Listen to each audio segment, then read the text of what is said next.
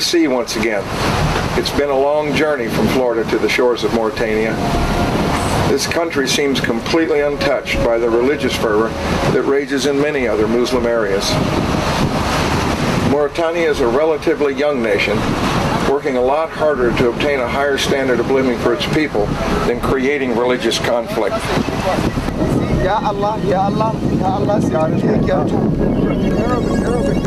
Why am I here? That's a question I ask myself every time I find myself sitting in some cafe or hotel, writing in my journal in a yet another time-forsaken corner of the world. This time the answer is simple. My interest in environmental protection, and in particular the conservation of inshore game fish that I expect to find here. The world's largest industrial fishing corporations operate in this country with little or no regulation. I've decided to visit the Imragen, a population of fishermen that live in one of the most remote and widely fished areas on the planet. They're the guardians of the national park, Banc d'Argan, a maritime preserve instituted by the international community about 30 years ago. Today, it's a paradise for flocks of migrating birds and a spawning ground for many species of fish. Today, fully 1/4 of the world's commercial catch comes from here. My destination is a 5 or 6 hour journey through the desert. I've packed water and provisions for only 2 weeks. Everything must be brought from the city.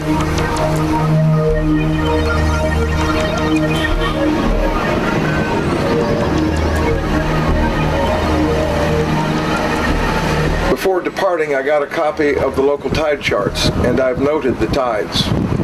The only way to easily reach the place where the Imragen live and fish is to travel along the beach that's uncovered by the tide. So, it's best to travel along these beaches only at the times of the lowest tides.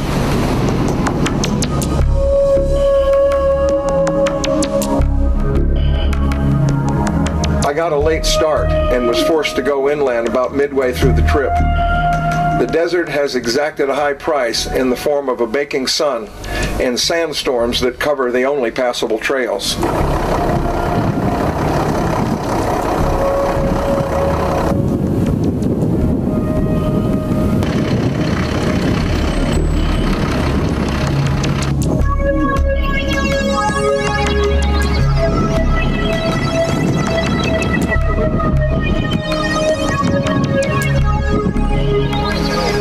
Paying guest of the park.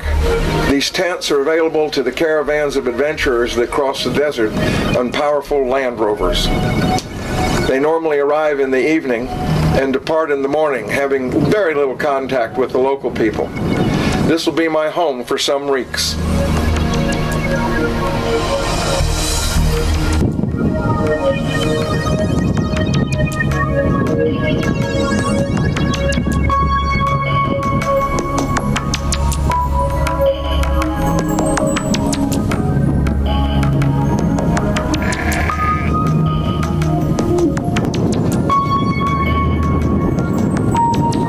My fishing gear is serving to establish contact with people of the village. Before I continue with my search for my inshore game fish, I'm told I must speak with the village chief, somebody named Hartoun. He's apparently in charge of everything here. Non, c'est pas comme nous, c'est ce que j'ai dit, nous sommes des artisans. Mais j'ai compris.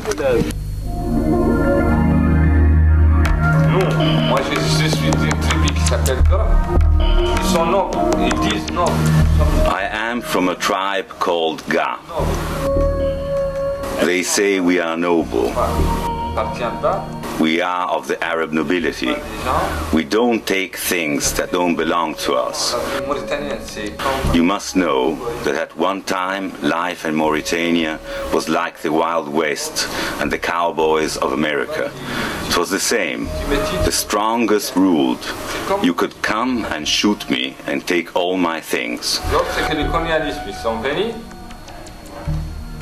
Our tribe fought a lot of wars with the other tribes. Today, from 100 kilometers from Huik to Madibu, it all belongs to my tribe. It is under our rule. We created this village 11 years ago, Tapars Arques. We created it because there were old fishermen. We were inland in Imraguen.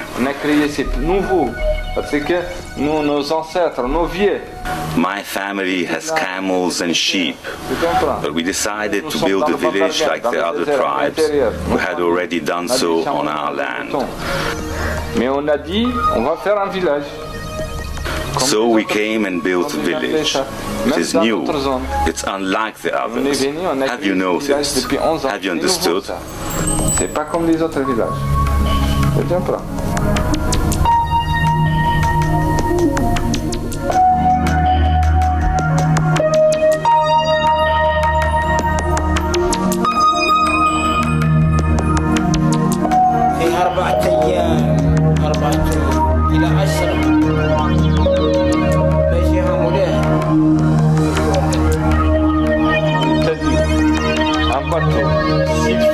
If a boat is here from 4 to 10 days without someone watching it or working on it, it becomes ours, the property of our tribe. My meeting with Hartoun cleared up many things for me. The tribes in this region of the Sahara have been at war for many years, but have peacefully agreed to divide up the territory. Today they concentrate mostly on business and their own well-being. Today, war is only a ritualistic game played like chess in the sand. While waiting for the fishing boats to return, they play the game with great passion, but it remains completely incomprehensible to me. They've explained to me that there are two armies that confront one another. The game is played based on war strategies. Their ethnic differences can be intuited from their faces.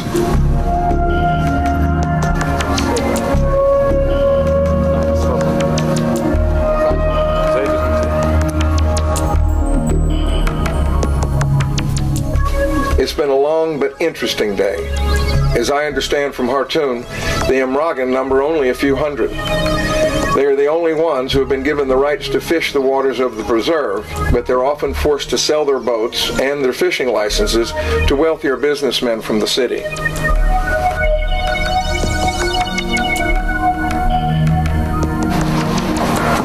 Hartoun has planned a day for me on board with the Imragen.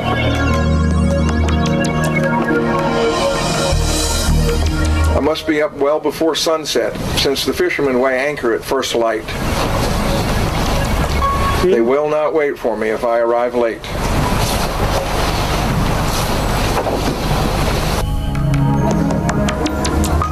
Because of its bounty, this area tempts many. I've been told that pirate boats easily sneak into the park to poach, since there's little enforcement of the regulations.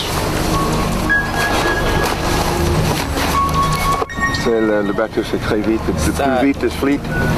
Ça c'est pour avocado.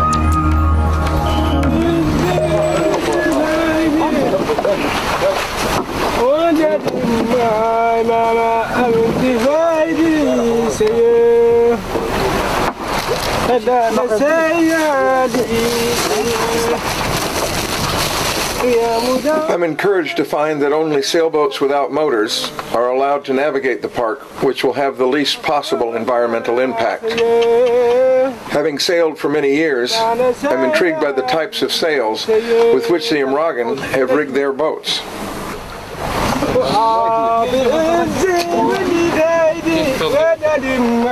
They are clearly the lateen rigs, which are commonly associated with the boats of the Nile Delta, some 3,000 miles to the east, across the Sahara, on the other side of the continent.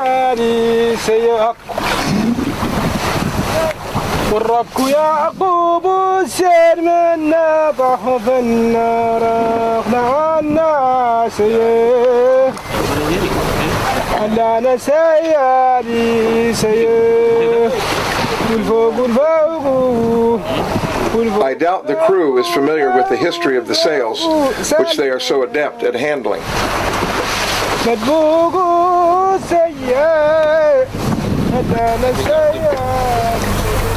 Yeah, I think he knows the secret spots. All fishermen think they know the secret spots. I think that this great catch from yesterday has raised the hopes of everybody of having the same catch today.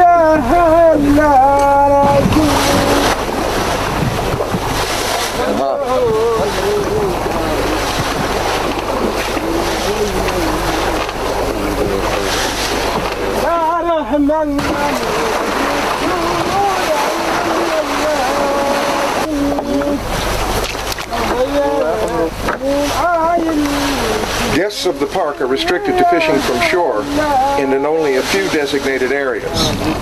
Although I've caught many fine fish from the rocks near camp and some species I haven't seen before, this is my first opportunity to fish offshore.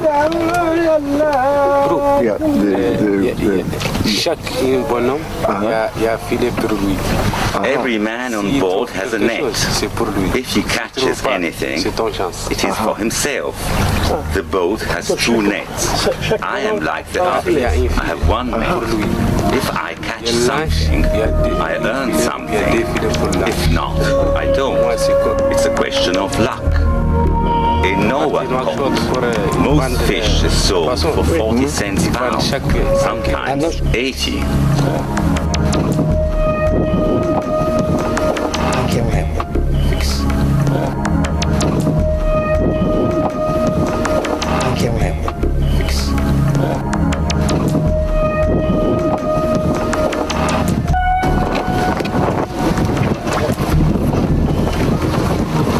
This is February, and it's the season for the schools of adult corbine to migrate to their spawning grounds, making them easy prey for the nets of the Imragen that are set from their small sailboats.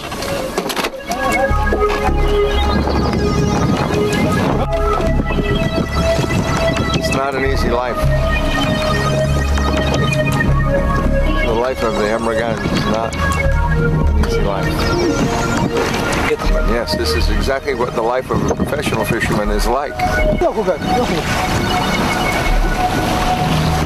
And for the sport fishermen, we have a lot to learn from the professionals, but the fact is that this is not exactly what we signed up for as sport fishermen. It's cold and it's wet.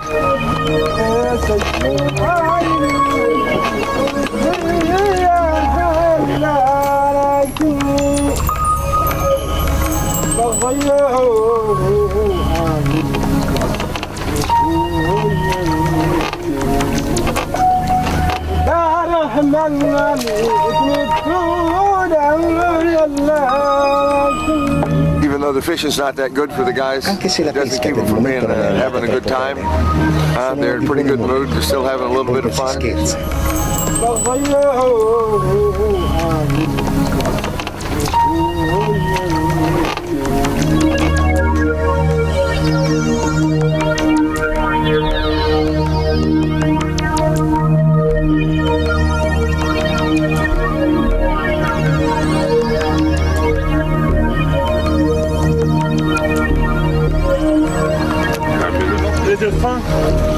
Le dauphin, il frappe les mêlées jusqu'à tu rentres dans le filet. My nephew fishes with the help of dolphins. They are actually the ones who push the fish in the nets. The Imragens are famous all over Africa for their ability in fishing. There is a legend which says we are able to talk with the fish. One of our techniques during the right season consists in beating the water to call the dolphins, which come and push the yellow mullets in our nets. A kind of seasonal fish which arrives every season along our coasts. It is a kind of fishing which we have inherited from the fathers of our fathers. This technique allows the yellow mullet to return every season without making their number lower. Maybe this may explain the legend of our ability to speak with the fishes. We got up early this morning and it was cold and it was windy, and we joined some fishermen who are the Imragen, who are legendary for their ability to fish with the dolphins. Some people believe that they speak to the fish. It's not mullet season, which is when the dolphins and the Imragen cooperate to get the fish in the net. But we have set 4 nets today. We picked up 4 and set 4 back out. It was not a good day. We got one very nice fish. I'd like to have a boat full instead. But there's always tomorrow. Tomorrow holds the promise of a better day. At the moment, it is more like what we expected when we got to the Sahara. It is hot. It is windless. This is a fairly common catch for them. It would be better, of course, if the major adults of the species and the juveniles were left. The hope here is that there have been negotiations in order to take efforts to conserve the natural resources of the park. As it is right now, the Imragen are the only people actually allowed to fish here. We've been very encouraged by some of the efforts that have been made towards conservation. Some of the rules that they have, of course, is that the Imragen have the traditional sailing vessels upon which we find ourselves today, and the motors are not allowed in the park. They've set up an infrastructure in the park right now for guides and for agents of the park, so that they are able to protect their resources. Famille? Sa famille, Louis. Votre famille? Oui. This is Hamid's younger brother. Ça, hein? Where we go in the world, as soon as you get 2 sailboats together, you have a regatta. You saw Hamid's younger brother, and he just couldn't resist passing his older brother because he has a much faster and lighter boat.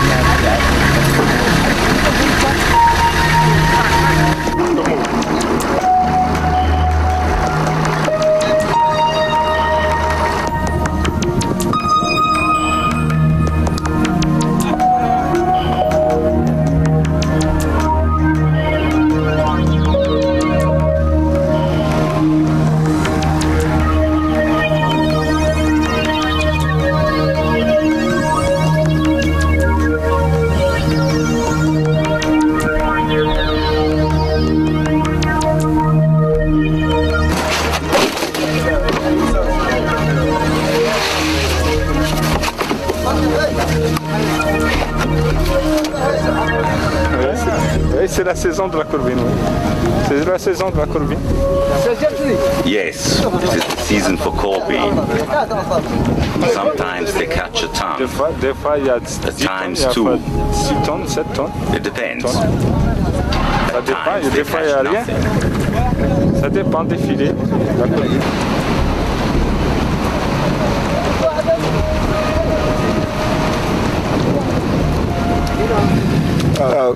You just got to see that truckload of what's locally known here as corbine, as we know as red drum in the United States. It was that kind of fishing, the fact that they're able to find those that are the breeding stock.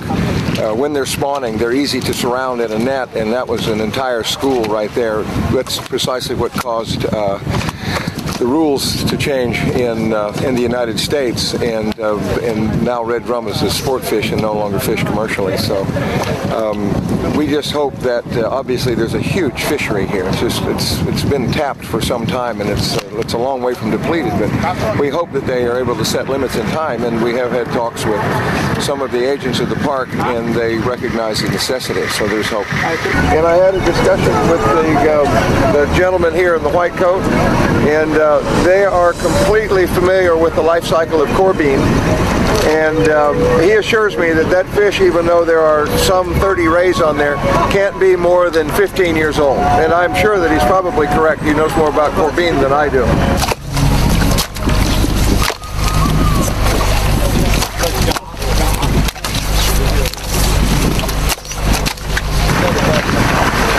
there have been some efforts made by the fishermen as a gesture. They've been willing to burn their nets to show their willingness to not fish for the sharks anymore. As you can see, the fishing still goes on. The real disappointment, of course, is not that there's a few small dead sharks, but it's a basic lack of understanding that the resource is not renewable, and these are the folks who are really in charge of it.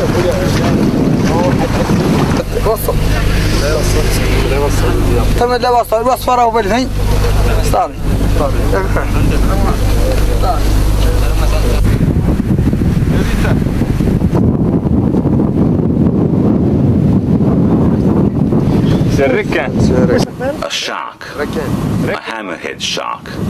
It is called hammerhead shark. This is the beginning of the salt process. They dig a hole. Obviously, they're creating their own salt marsh, producing their own salt. Obviously, salting is a means of preservation of the fish. Some of the fish that are preserved here are actually preserved for eating. Most of them are not. They're going to the Asian market for medicinal purposes, shark fin, etc. The unfortunate thing is, of course, that these are all juvenile fish. There are not even young adults here. So the nursery is really being depleted.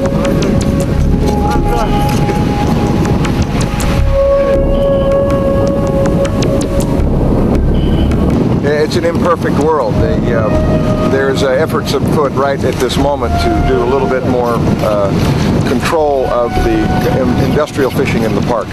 This is there's a big market that's been created for shark fin, and where there's a market, there's going to be a supply. These guys are involved right now in salting the sharks that they get. Sharks and actually catfish as well. The catfish are for human consumption. The shark fin is for medicinal purposes in Asia. There have been many efforts to work out a deal with the local fishermen where they don't have to give up their industry and at the same time are able to give the species a little bit more protection. This fishing has been going on here, this kind of fishing has been going on here for a relatively long period of time, and it's starting to have a genuine effect in the park to the point that we are now in discussions about regulating shark fishing and ray fishing.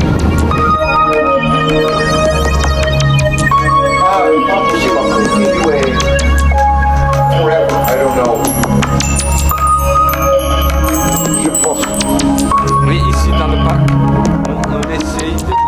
Here in the preserve, we are trying to limit nets and prohibit fishing of some species like the shark, turtle and other rare species. The Imragen no longer fish for those species, but since they use nets for corbine, sometimes a protected fish gets caught by chance. There are nets for the corbine where small sharks sometimes get caught. Perhaps in the future the park will limit even these nets or make the fishing season shorter. Here in the preserve there are 120 boats, 120 sailboats without motors. It is a closed number, but they can be bought from the Imragen. You can buy them and the licenses from anyone who no longer has the means or desire to continue fishing. That is how some men happen to have 5 or 6 boats. At times, just one Imragen has 5 or 6 boats because he has bought them from the others. Do you understand? This park policy of not having more than 120 boats is very good, and we want it maintained. Otherwise, Mauritanian businessmen can buy more boats and come fish here.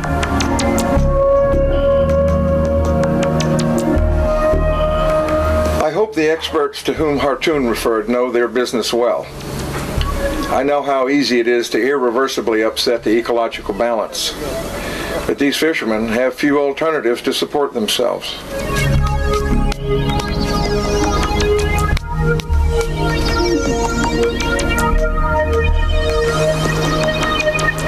Life for these Imragen is very hard.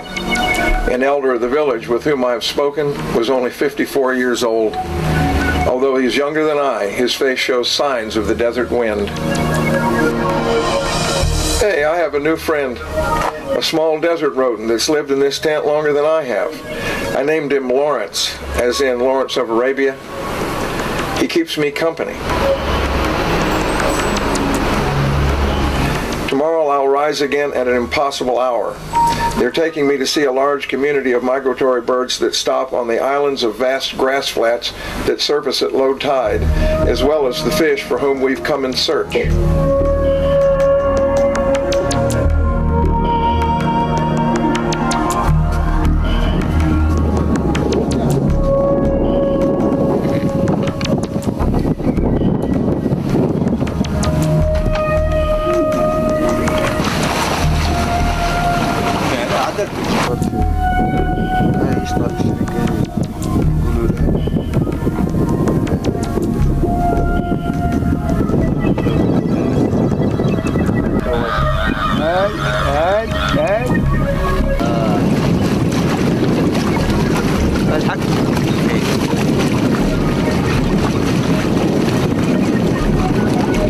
This is a birdwatcher's paradise.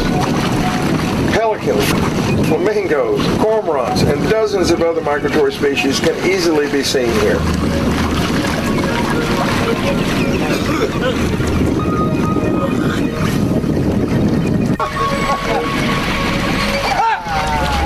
يلا